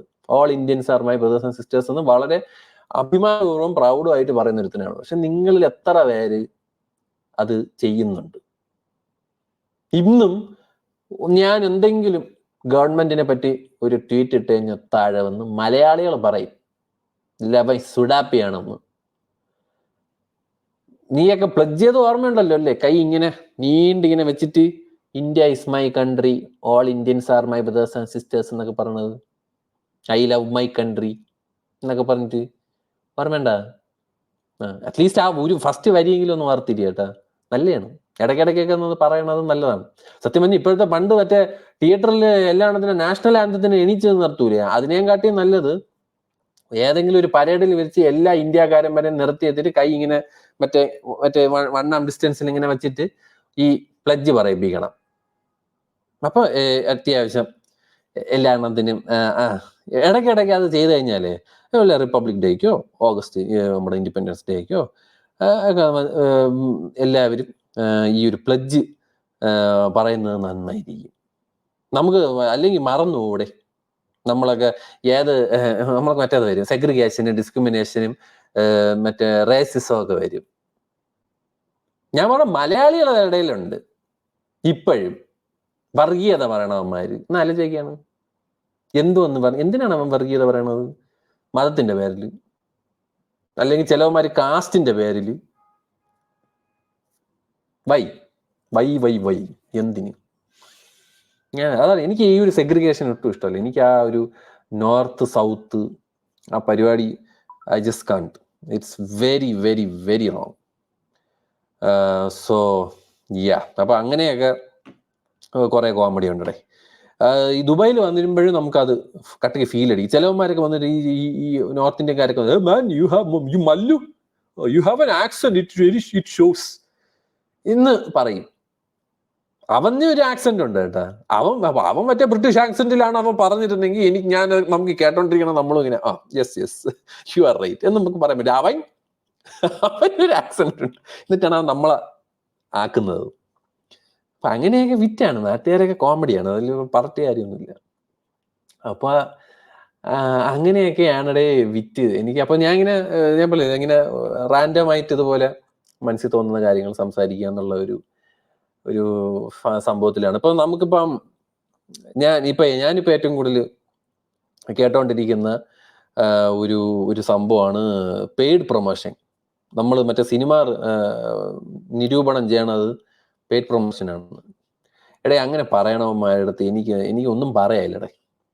ഇത് ഏതിന്റെ ബേസിസിലാണ് നിങ്ങളത് പറയണത്? നിങ്ങളിപ്പം ആലോചിക്കും, നാളെ ഒരാള് ഇപ്പൊ എന്നെ റെഡ് ഹാൻഡ് ആയിട്ട് പൊക്കി, കോൾമി ഷസാം ഇന്ന ആളുടെ കയ്യിൽ നിന്ന് ഇത്ര രൂപ മേടിച്ച് ഈ വീഡിയോയ്ക്ക് ഇട്ട് എന്നിട്ട് ഇത്ര വ്യൂസ് ഉണ്ടാക്കി, ഇത്ര കാശുണ്ടാക്കി എന്നൊക്കെ വിത്ത് പ്രൂഫ്, വിത്ത് എവിഡൻസ് നിങ്ങളത് പറഞ്ഞാൽ അത് കേൾക്കുന്ന എനിക്ക് ഒരു അത് വരും, മറ്റേ വേട്ടായിരുന്നു, മോശമായിപ്പോയി.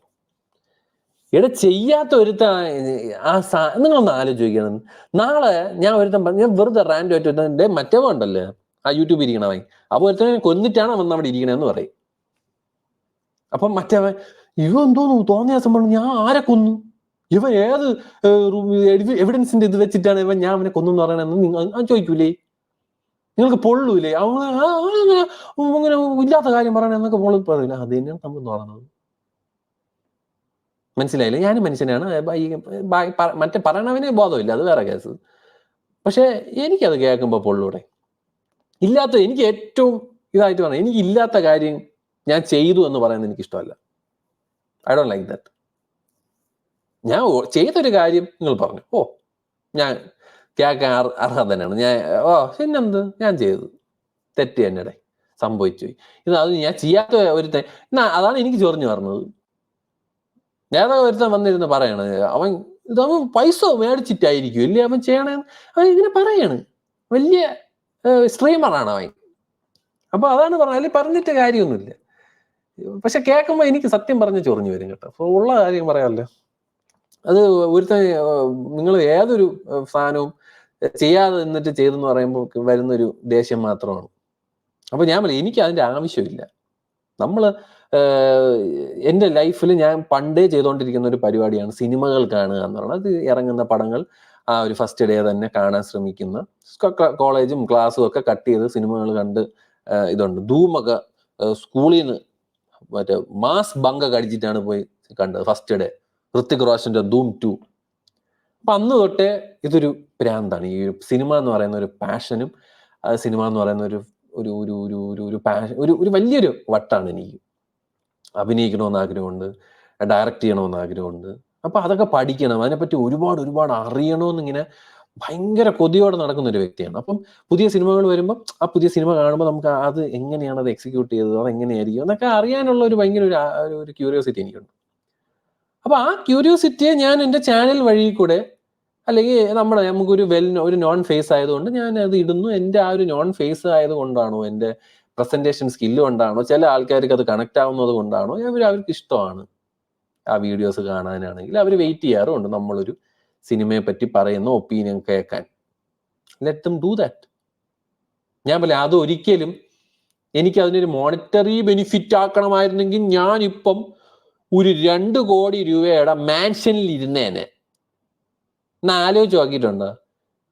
അത്രേ റീച്ചുള്ള ചാനലിലെ ഞാൻ മിനിമം പോയ ഒരു 5 ലക്ഷം വാങ്ങിക്കൂലടേ ഒരു പോസിറ്റീവ് റിവ്യൂ പറയാൻ. ഏകദേശം ഇപ്പൊ ഞാൻ ഇവിടെ സംസാരിക്കുന്ന സമയത്ത് 9,70,000 സബ്സ്ക്രൈബറായി. ഏറെക്കുറെ 1 മില്യൺ അടിക്കാൻ പോകുന്ന ചാനൽ. ഞാനൊരു 5 ലക്ഷം മിനിമം വാങ്ങിക്കൂലേ ഈ പറയണ പ്രൊഡ്യൂസർമാരെന്ന്? അങ്ങനെ മേടിച്ചു കഴിഞ്ഞാൽ എത്ര സിനിമയുടെ ഇറങ്ങണം? നിങ്ങളൊന്ന് ആലോചിച്ച് നോക്കിയാണ്. ഞാൻ അങ്ങനെ എല്ലാ ഇറങ്ങണ പടത്തിൻ്റെയും പൈസയും മേടിച്ചിട്ട് ഇങ്ങനെ വന്നിരുന്ന് സൂപ്പർ പടം എന്ന് പറഞ്ഞു കഴിഞ്ഞാൽ ഞാൻ ഇവിടെ കൊട്ടാരം കെട്ടി ഇരുന്നേനെ. ഇവിടെ ദുബായിൽ വന്നിരിക്കൂല, നാട്ടിൽ ഇരുന്നേനെ ഞാൻ. മറ്റേ കാലൊക്കെ ഇട്ടിട്ട് ഇങ്ങനെ ജ്യൂസ് കൊണ്ടുപോവാ അതിന്റെ അത് കൊണ്ട് അങ്ങനെ ചെയ്തേനെ, ജമ്നി ആയിട്ട് ഇരുന്നേനെ ഞാൻ. അയ്യോ എടാ, കുറച്ചെങ്കിലും ലോജിക്ക് വെച്ച് ചിന്തിക്കടാ. എടാ, അങ്ങനെ ഞാൻ ഒരു പ്രൊഡ്യൂസറിന്റെ ഞാൻ മേടിച്ച അന്ന് തീരും, ഈ ചാനൽ തീരും. ബിക്കോസ് അപ്പൊ തന്നെ ഈ ന്യൂസ് പലയിടത്തും അറിയും, അതിന്റെ മറ്റേ ഫോട്ടോസ്റ്റാറ്റ് കോപ്പി ഒക്കെ എത്തും. ഇന്ന ആള് ഇത്ര രൂപ, ബിക്കോസ് ട്രാൻസാക്ഷൻ ആണല്ലോ. ഞാൻ ഒരിക്കലും അണ്ടർ ദ ടേബിൾ മേടിക്കൂല. മേടിച്ചു കഴിഞ്ഞാൽ വേറെ ആൾക്കാർ വന്ന് വീട്ടിൽ ഇരിക്കും. അപ്പം നമ്മൾ മറ്റേ അക്കൗണ്ട് ത്രൂ ചെയ്യത്തുള്ളൂ. അക്കൗണ്ട് ത്രൂ ചെയ്ത് കഴിഞ്ഞാൽ അവിടെ എവിഡൻസ് ആയോ, കോൾ മീ ശസാമിന്റെ ഇതിലോട്ട് പോയിട്ടുണ്ട് കാശ്, അവൻ ഇങ്ങനെയൊക്കെയാണ് സാധനം ജീവിക്കണെന്ന് പറഞ്ഞാൽ ന്യൂസ് അടിച്ചിറക്കും, പിന്നെ തീർന്നു. ഇത് തന്നെയാണ് എല്ലാ റിവ്യൂവേഴ്സിന്റെയും പരിപാടി. അവന്മാര് ഒരാളും മേടിക്കില്ല, മേടിച്ചു കഴിഞ്ഞാൽ തീർന്നു. പിന്നെ പരിപാടിയായിട്ട് നിന്നിട്ട് കാര്യമില്ല. പിന്നെന്തിനു ചെയ്യണം? പിന്നെന്തോ പ്രൊമോഷൻ ആയി മാറിയില്ലേ, പിന്നെന്തോ review. It's just promotion, blind promotion. എനിക്കത് ചെയ്യേണ്ട. ചില പടങ്ങൾ കാണുമ്പോൾ എനിക്ക് നാച്ചുറലി എക്സൈറ്റ്മെന്റ്. ഞാൻ വളരെ നല്ല രസമായിട്ട് ചിരിച്ച് എൻജോയ് ചെയ്തൊരു പടമാണെങ്കിൽ ഞാൻ ആ എൻജോയ്മെന്റ് ആണ് ഞാൻ നിങ്ങൾക്ക് വീഡിയോ ആയിട്ട് എന്റെ ഫ്രണ്ടിൽ വരുന്നത്. അത് വേറെ ഒന്നുമല്ല. ഇനിയിപ്പോ കൽക്കിയുടെ ഏതോ ഒരു കൽക്കിയുടെ റിവ്യൂ കണ്ടിട്ടാണ് പറയണത് ഞാൻ പൈസ മേടിച്ചത്. അതായത് ഈ തെലുങ്ക് ഇൻഡസ്ട്രിയിലൊക്കെ ആണെങ്കിൽ 5 ലക്ഷത്തിലൊന്നും നിൽക്കില്ല ബ്രോ. പ്രഭാസ് പടം 10-15 ആയിരിക്കും ഞാൻ പറയാൻ പോണത്. ഒന്ന് ആലോചിച്ച് നോക്കടാ, അത്രയൊക്കെ പൈസയൊക്കെ ഉണ്ടായിരുന്നെങ്കിൽ ഞാൻ ഇങ്ങനെയൊക്കെ നടക്കൂടെ? ഞാനൊക്കെ എന്തുമാത്രം ബിസിനസ്സും ഓൺ ചെയ്തു, വേറെ ലെവലിൽ നടന്നിടാ. ഒരു സിനിമാ നടനൊക്കെ കിട്ടുന്ന റെമ്യൂണറേഷൻ നിങ്ങൾ വിചാരിക്കരുത്. അവർക്ക് കിട്ടുന്ന റെമ്യൂണറേഷൻ മാത്രമല്ല, അവർക്ക് എന്തുമാത്രം കാര്യങ്ങളെ കൊണ്ടെന്നറിയോ. റിയൽ എസ്റ്റേറ്റിലോട്ട് അവർ കാശ് മുടക്കാറുണ്ട്. അവർക്ക് പല ടൈപ്പ് ഓഫ് ബിസിനസ് ഉണ്ട്, പല പാർട്ട്ണർഷിപ്പ് ബിസിനസ്സുകളുണ്ട്. ട്വിറ്ററിലൊരു പേജ് ഉണ്ട്, സ്റ്റോക്ക് എക്സ് എന്നോ അങ്ങനെ എന്തോ പറഞ്ഞിട്ട്, നമ്മുടെ എക്സ് എന്ന് പറയണ ഇതല്ലേടേ സോഷ്യൽ മീഡിയ, നമ്മുടെ ഇലോൺ മസ്കിന്റെ ഇതിൽ സ്റ്റോക്ക് എക്സ് എന്നോ അങ്ങനെ എന്തോ പറഞ്ഞിട്ടൊരു ഒരു പേജ് ഉണ്ട്, സ്റ്റോക്ക് ഗോ. ദിസ് വൺ കാണാൻ പറ്റുന്നുണ്ടോ എനിക്ക് അറിയത്തില്ല. സ്റ്റോക്ക് ഗോ എന്ന് പറയുന്ന ഈ ഒരു എക്സിലുള്ള ഈ ഒരു സാധനം നിങ്ങൾക്ക് എടുത്തു നോക്കിക്കഴിഞ്ഞാൽ മമ്മൂക്ക, ലാലേട്ടൻ്റെയൊക്കെ വരെ അവരെ ഒരു സ്റ്റഡിയാണെന്ന് തോന്നട്ടെ. ഉമ്മാര് അടിപൊളിയാണ്. ഉമ്മാര് പ്രോപ്പറായിട്ട് ഒരു പിക്ടോറിയൽ റെപ്രസെൻറ്റേഷനിൽ നിങ്ങൾക്ക് കാര്യങ്ങൾ കാണാൻ പറ്റും. നല്ല ഒരു പേജാണത്. ഇത് സ്റ്റോക്ക് ഗോ എന്ന് പറയണം. നമ്മൾ ഈ ഇടക്കാലത്ത് മമ്മൂക്കാരെ ലാലേട്ടൻ്റെ ഒക്കെ ഒരു മമ്മൂട്ടി മമ്മൂക്കാര ഇതിൽ എത്രത്തോളം സത്യം ഉണ്ടെന്ന് അറിഞ്ഞിട്ട്, പക്ഷെ ഓവറോൾ നമുക്ക് അറിയാം. ആക്ടിങ് ഫീ 10 കോടി, കാർ കളക്ഷൻ എന്നൊക്കെ പറഞ്ഞിരിക്കണണ്ട. പുള്ളിക്കാരന് ബ്രാൻഡ് എൻഡോസ് ചെയ്യുന്നതുണ്ട്, social media, real estate investment, ഇങ്ങനെ നമുക്ക് കാണാൻ പറ്റും. അപ്പൊ നിങ്ങൾ നോക്ക്, അത്രയും കോടികൾ മേടിക്കുന്ന മമ്മൂക്ക ഇങ്ങനെയൊക്കെ ബിസിനസ് ഒക്കെ ചെയ്താണ് ജീവിക്കുന്നത്. ഞാൻ ആകതാണ്ട ഈ ക്യാമറയും 10 വ്യൂസും വേണ്ടിയിട്ട് മറ്റേ മോളിലുള്ള മനുഷ്യനെയും അണ്ണാ വ്യൂസ് തൊട്ടി തരണേ അണ്ണാ എന്ന് പറഞ്ഞിട്ട് നടക്കണ ഒരുത്തനെയാണ് ഞാൻ. ആ വ്യൂസിൽ നിന്ന് കിട്ടണ കാശാണ് നമ്മുടെ അന്നം. അങ്ങനെയൊക്കെ കഷ്ടപ്പെട്ട് വന്നിരുന്ന് ചെയ്യുന്ന ഒരുത്തൻ കാശ് മേടിച്ചിട്ടാണ് ഇത് ചെയ്യുന്നതെന്ന് പറയുമ്പോൾ ഉള്ള ഒരു വിഷമമാണ്, അല്ലെങ്കിൽ ദേഷ്യമാണ് ഞാൻ ഈ കാണിക്കുന്നത്. ഞാൻ പറഞ്ഞു, നിങ്ങൾക്ക് അതിനുള്ള എവിഡൻസ് ഇല്ല, നിങ്ങൾക്കത് സ്റ്റാൻഡ് ചെയ്യാനായിട്ടുള്ള ഒരു രീതിയിലുള്ള ഒന്നും നിങ്ങളുടെ കയ്യിലില്ലെങ്കിൽ നിങ്ങൾ എന്തിനാണ് സംസാരിക്കുന്നത്? വെറുതെ ഒരു കിഴപ്പ് അല്ലേ? അത് തന്നെ, വെറുതെ ഒരു രസം, ചുമ്മാ പറയാല്ലേ. നമുക്ക് കുച്ചുമ്പും കുഞ്ഞായനെയും പറയാനാണല്ലോ നമ്മുടെയൊക്കെ ഒരു മെയിൻ പരിപാടി. മറ്റേ വലിയവനായടെ, അവൻ വലിയവനാ എങ്ങനെയാണെന്നറിയൂ? അവൻ കാശ് മേടിച്ചിട്ടാണ് വലിയവനെന്ന് പറയും. That is the harsh reality. എന്താണെങ്കിലും കാശ് മേടിച്ചിട്ടല്ല ഞാൻ എൻ്റെ ഒപ്പീനിയൻ പറയുന്നത്. എനിക്ക് അതിനുള്ള ഗതി ഇതിലായിട്ട് വന്നിട്ടില്ല. സിനിമയുടെ കേസിൽ എന്തായാലും ഇല്ല. പിന്നെ ടെക്കിൻ്റെ പരമാണെങ്കിൽ ചില TWS ഒക്കെ ഞാൻ പ്രൊമോട്ട് ചെയ്യാറുണ്ട്. ഞാൻ പലയിടത്തും പറഞ്ഞിട്ടുമുണ്ട്. ടെക്കിൻ്റെ TWS ആണെങ്കിലോ സാംസങ്ങിൻ്റെ TV, ഇങ്ങനെയൊക്കെയുള്ള സാധനങ്ങളാണ്. നിങ്ങൾക്ക് ആ വീഡിയോ കാണുമ്പോൾ തന്നെ കത്തും, ഇല്ല പ്രൊമോട്ട് ചെയ്യണമെന്ന്. ഞാനായിട്ട് പറയേണ്ട ആവശ്യമില്ല. പക്ഷെ ഫോണിന്റെ കേസിൽ ഞാൻ എനിക്കറിയാം. ബിക്കോസ് ഞാൻ ഫോൺ റിവ്യൂ എന്ന് പറഞ്ഞാണ് ഇടണമെങ്കിൽ പിന്നെ എനിക്ക് അതിന്റെ റിവ്യൂ അല്ലടേ പറയാനുള്ള. മറ്റേ ഞാൻ പ്രൊമോഷൻ ആഡ് എന്ന് പറഞ്ഞ് ഇടൂലേടേ. ഞാൻ പറയാം, കിട്ടണ കാശ് എന്റെ മൊത്തം തീരണ അതിലാണ്. അതൊക്കെ ഇവിടെ നമ്മളെ പിച്ച കേസ് എന്ന് പറഞ്ഞ കാര്യമൊന്നുമില്ല. അപ്പൊ അതാണ്. അപ്പൊ സിനിമയുടെ കേസിൽ എനിക്ക് ഭയങ്കര പാഷനാണ്. ഒരുപാട് സിനിമകൾ കാണാൻ ഭയങ്കര ഇഷ്ടമാണ്. നിങ്ങൾ ഒരുപാട് പടങ്ങൾ കാണാറില്ലേ?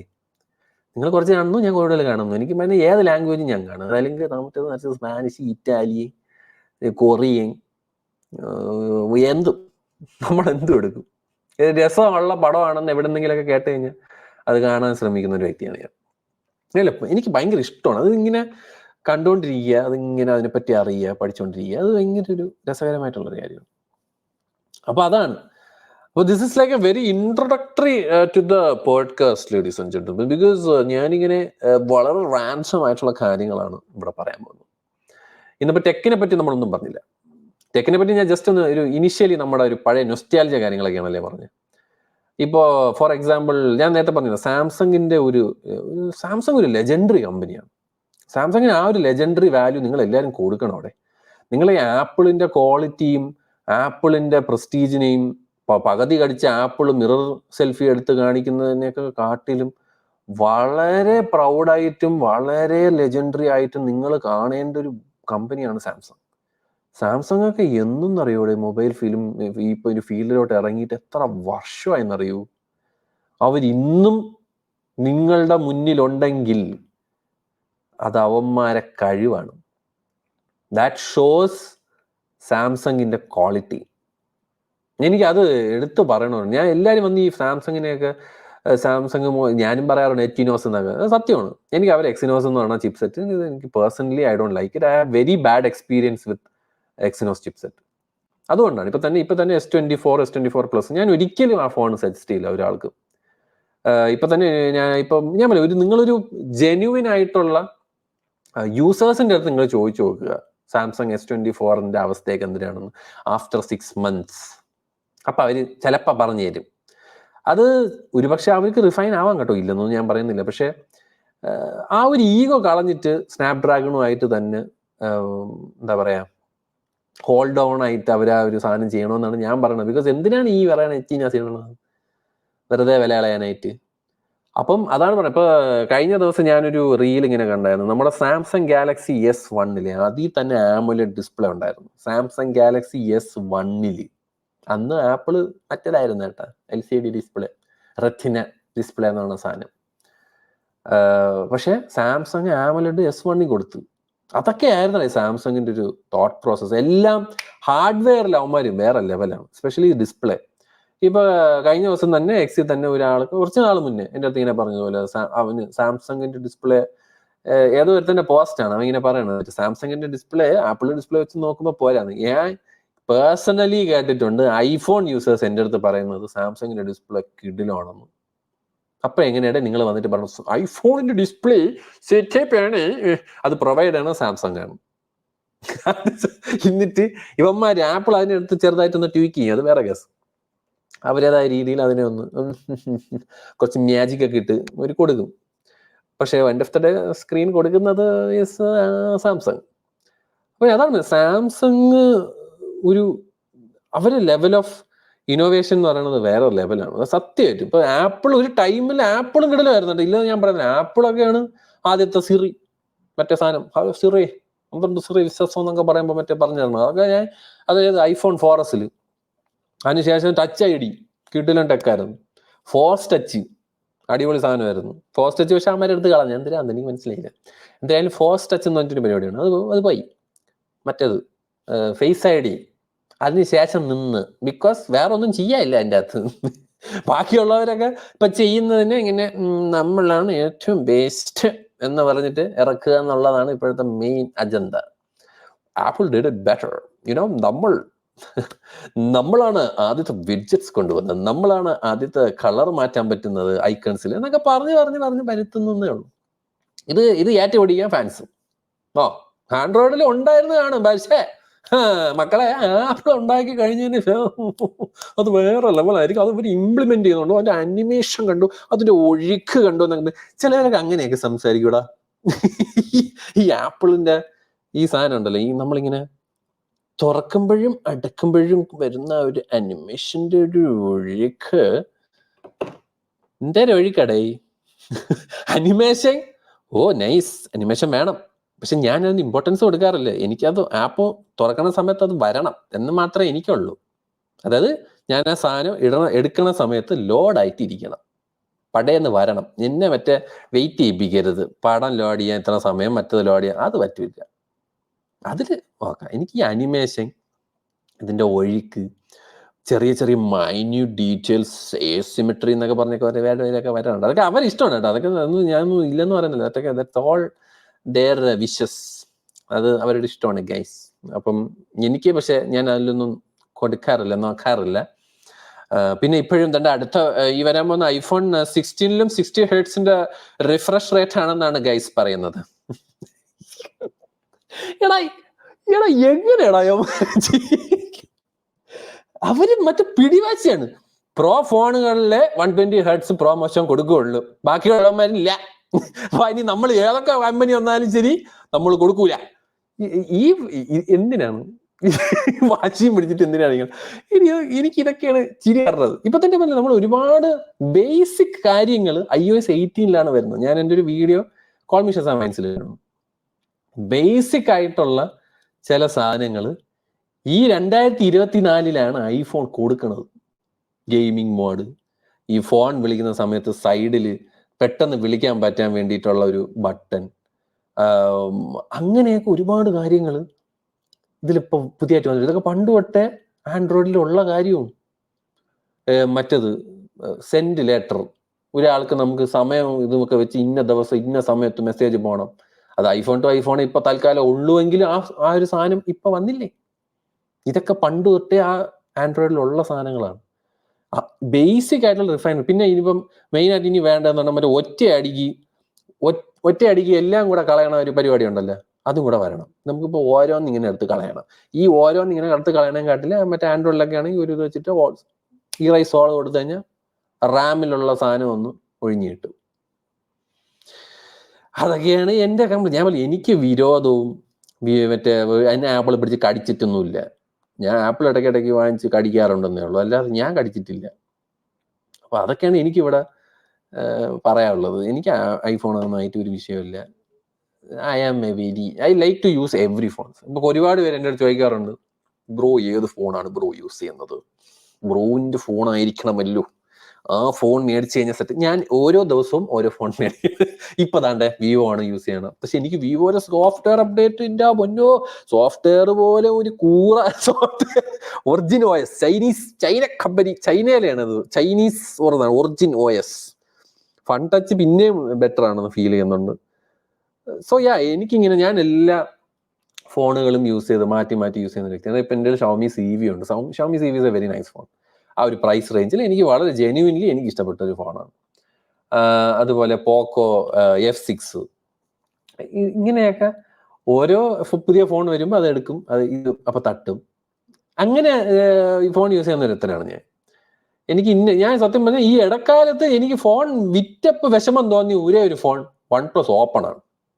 അത് ഭയങ്കര ഫോണാണെന്നൊന്നും ഞാൻ പറയണില്ല, പക്ഷെ എവിടെയോ എനിക്ക് ആ ഫോണിന് ഇഷ്ടമായിരുന്നു, എന്തോ ഇഷ്ടമായിരുന്നു എനിക്ക് ആ ഫോണിന് ഗൈസ്. അത് വിറ്റപ്പോൾ എനിക്കൊരു വിഷമമാണ്. ഞാൻ S24 Ultra എടുക്കാൻ വേണ്ടി OnePlus ഓപ്പൺ തട്ടിയായിരുന്നു. തിരിച്ച് മേടിക്കണമെന്ന് ഉണ്ട്, പക്ഷെ പിന്നെ വിചാരിച്ച് വേണ്ട, ഇതിപ്പോൾ ആ ഒരു ഫ്ലോയിൽ അങ്ങ് പോട്ട്.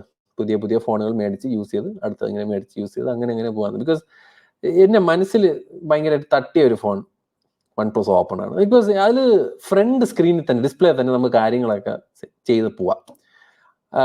ഈ പറയുന്ന ഫ്ലൈറ്റോ യാത്രയ്ക്കൊക്കെ പോകുമ്പോൾ മാത്രം ഡിസ്പ്ലേ തുറന്ന് ജസ്റ്റ് മറ്റേ പരിപാടി ഉണ്ടല്ലേ, സിനിമ കാണാനോ ഗെയിം കളിക്കാനോ, ഒരു സമയത്ത് പടം കാണാം, ഒരു സ്ഥലത്ത് ഗെയിം കളിക്കാം, അങ്ങനെയൊക്കെ ചെയ്യാനൊക്കെ യാത്രകളിൽ പോകുന്ന സമയത്ത്, അല്ലെങ്കിൽ വേറൊരുത്തിൻ്റെ അടുത്ത് പട്ടി കാണിക്കാനായിട്ട്, കണ്ടോടാ 2 ആപ്പ് നിർന്നിട്ടിട്ട് നടുക്കണ്ട സിനിമ, അങ്ങനെയൊക്കെ ചെയ്യാൻ പറ്റുമോ നിന്റെ ഫോണിൽ എന്നൊക്കെ പറഞ്ഞിട്ട് ഇങ്ങനെ വീരവാദമൊക്കെ അടിക്കാം. അതല്ലാതെ OnePlus ഓപ്പൺ നല്ലൊരു ഫോണാണ്. അതിന്റെ ക്യാമറ സിസ്റ്റം എനിക്ക് അത്യാവശ്യം ഇഷ്ടപ്പെട്ടൊരു ക്യാമറ സിസ്റ്റമാണ്. അതിന്റെ ഹാസൽ ബ്ലാഡിന്റെ ഒരു കളറിങ്ങും ബഹളവും ഒക്കെ നൈസായിരുന്നു. ഒരുപാട് ഞാൻ ഈ ക്യാമറ എന്ന് പറയുന്ന ഡിപ്പാർട്ട്മെന്റ് പല ആൾക്കാർക്കും പല ടൈപ്പാണ്. എനിക്ക് മനസ്സിലാവാത്തത്, നിങ്ങൾക്ക് ഇതെന്റെ ഈ ഫോണിന്റെ ബാക്കിൽ ഇതാണ്ട് ഈ ഒരു ഇത്രയും ഭാഗത്ത് വരുന്ന ഒരു ചെറിയ സെൻസറാണ് നിങ്ങൾ ഈ പറയണ ക്യാമറ സെൻസർ. അതിൽ നിന്നൊക്കെ നിങ്ങൾ എന്തോന്നാണ് എക്സ്പെക്ട് ചെയ്യണത്? എല്ലാം പ്രോസസ്സിങ്ങിലല്ലേ കിടക്കുന്നത്. ഈ പറയുന്ന ഹാർഡ്വെയർ കിടലായാലല്ലേ നമുക്ക് ഈ പറയുന്ന ഫോട്ടോ എന്തെങ്കിലും ചെയ്യാൻ പറ്റുള്ളൂ. ഇപ്പൊ ഈ പറയുന്ന ഹാസൽ ബ്ലാഡ് ആണെങ്കിലും ഷവമിയുടെ ലൈക്കയുടെ കൊളാബറേഷൻ ആണെങ്കിലും എനിക്ക് പേഴ്സണലി ഇഷ്ടമാണ്. ബിക്കോസ് അതിൽ നിന്ന് എടുക്കുന്ന ഫോട്ടോസ് നമുക്കൊരു രസകരമായിട്ടുള്ള ഒരു വേറൊരു ഫീലാണ് നമുക്ക് തരുന്നത്.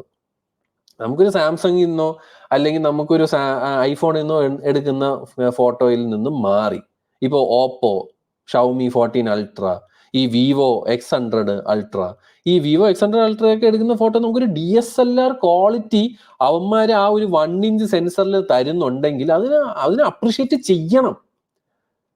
അതിന്റെ പ്രോസസ്സിങ് ആയിക്കോട്ടെ. എന്നാലും അവിടെ ഒരുത്തം വരുന്നു, അവിടെ ഉണ്ടല്ലോ ദൂരെയുള്ള ലൈറ്റ് ഉണ്ട്, ആ ലൈറ്റില് തെളിഞ്ഞിട്ടില്ല, ആ ബാക്ക്ഗ്രൗണ്ടിലുള്ള HDR ഉണ്ടല്ലോ അത് വളരെ മോശമാണ് എന്നൊക്കെ പറയുന്ന ആൾക്കാരെ ഞാൻ കേട്ടിട്ടുണ്ട്. ഞാൻ അങ്ങനെ നിപ്പിക്ക് ചെയ്യേണ്ട ആവശ്യമില്ല. നമ്മളൊരു ഫോട്ടോ എടുക്കുന്നു, ഇൻസ്റ്റാഗ്രാമിൽ ഇടാനല്ലേ, അല്ല നീയൊക്കെ ഇതിനൊക്കെ ഫ്ലക്സ് അടിച്ച് ഒരിടത്തും വെക്കാനൊന്നും പോകണമെന്നില്ലല്ലോ.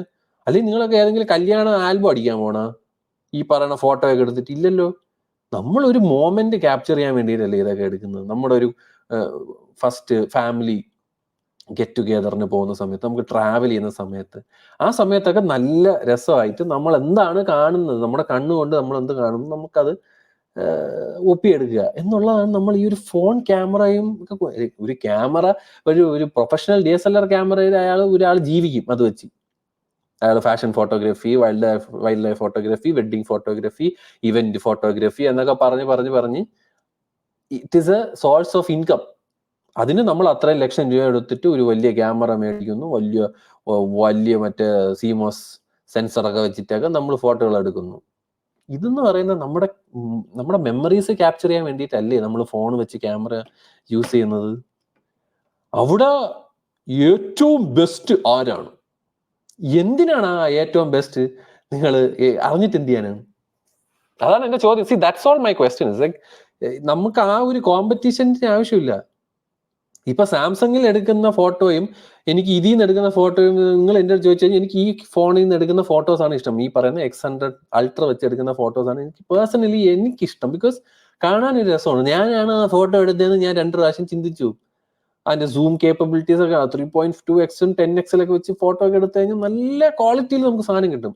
എന്നാൽ സാംസങ്ങിൽ കളർ ആക്യുറേറ്റ് ആയിരിക്കും, HDR ബെറ്റർ ആയിരിക്കും, ബാക്ക്ഗ്രൗണ്ടിലുള്ള സകല സാധനങ്ങളും തെളിഞ്ഞു കാണും, അവിടെ ഇവിടെ ഒന്നും ഷാഡോസ് ഒന്നും ഭയങ്കരമായിട്ട് മറ്റേ കറുത്തിരിക്കൂല, എല്ലാ നല്ല ടെക്സ്ചേഴ്സ് ഒക്കെ കാണും, നല്ല ഡീറ്റെയിലിങ് കാണും, ഇതൊക്കെ ഉണ്ടാവുമായിരിക്കും. പക്ഷെ എനിക്ക് ഇതിൽ നിന്ന് എടുക്കുന്ന ഫോട്ടോ ആണ് ഇഷ്ടം. അവിടെ എവിടെയൊക്കെ കറുപ്പാണെങ്കിലും ശരി, ഞാൻ എന്താണ് ഫോക്കസ് ചെയ്തത്, ഇപ്പൊ എനിക്കൊരു ഒരുത്തന്റെ മോന്തയാണ് വേണ്ടതെങ്കിൽ അവന്റെ മോന്ത നല്ല ജില്ലായിട്ട് കിട്ടിയാൽ എനിക്ക് അത് മതി. എനിക്ക് ബാക്ക്ഗ്രൗണ്ടിലുള്ള കറുപ്പും ബഹളവും ഒന്നും എനിക്ക് വിഷയമല്ല. ഓവർ എക്സ്പോസ്ഡ് ആവാതെ ഇരിക്കുക, അത്രേ ഉള്ളൂ. ബാക്ക്ഗ്രൗണ്ട് മൊത്തം ഒരുമാതിരി മറ്റേ വൈറ്റ് മറ്റേ വാഷ് അടിച്ച പോലെ ഇരിക്കരുത്, അത്രേ എനിക്കുള്ളൂ. അപ്പൊ അതൊക്കെയാണ് എനിക്ക് ക്യാമറ സിസ്റ്റത്തിനെ പറ്റി, അതിനെപ്പറ്റി സംസാരിക്കുന്ന ആൾക്കാരെ പറ്റി എനിക്ക് പറയാനുള്ളത്. ഇപ്പൊ തന്നെ ഒരുപാട് കാര്യങ്ങൾ ഞാൻ ചർച്ച ചെയ്ത് പോവുകയാണ് അല്ലേ ഗൈസ്. എനിവേസ് നമ്മൾ ഏകദേശം 1 മണിക്കൂർ ആയിരിക്കുകയാണ്. അപ്പോൾ ഇത് എൻ്റെ ഒരു ഫസ്റ്റ് ട്രയലാണ് ഗൈസ്. ആൻഡ് നിങ്ങൾക്ക് അടുത്ത നമുക്ക് ഇടയ്ക്കിടയ്ക്ക് അങ്ങനെ വരാം. എനിക്കിങ്ങനെ സംസാരിക്കാൻ തോന്നുന്ന സമയങ്ങളിൽ റാൻഡമായിട്ടുള്ള ടോപ്പിക്കുകളുമായി ഞാൻ പിന്നെയും വരുന്നതായിരിക്കും ഗൈസ്. എന്താണെങ്കിലും ഇത് ഈ ഒരു ചാനലിലാണ് ഞാൻ ഇടാൻ പോകുന്നത്. When you guys are free, നിങ്ങൾ ഇതുപോലെ കാർ ഓടിക്കുന്ന സമയത്തോ ഉറങ്ങാൻ പോകുന്ന സമയത്തോ നിങ്ങൾക്ക് കേൾക്കണം എന്നൊക്കെ ഉണ്ടെങ്കിൽ കേളടേ, ഇല്ലെങ്കിൽ വേണ്ടടേ. നമ്മൾ ട്രൈ ചെയ്യണമല്ലോ, ഇങ്ങനെയൊക്കെ വേണം ട്രൈ. അപ്പോൾ എന്തിനാണെങ്കിലും ഞാനിത് സ്പോട്ടിഫൈയിലും ഇടാൻ ശ്രമിക്കും, യൂട്യൂബിലും ഞാൻ ഇടുന്നതായിരിക്കും. സോ എന്ന് പറഞ്ഞുകൊണ്ട് എല്ലാവർക്കും ഒരു ശുഭദിനം ആശംസിക്കുന്നു, അല്ലെങ്കിൽ good night guys, take care guys. നമ്മുടെ ഈ ഒരു സാധനം ഇനിയും ഇതുപോലെ വരുന്നതായിരിക്കും. അപ്പോൾ ബൈ ബൈ.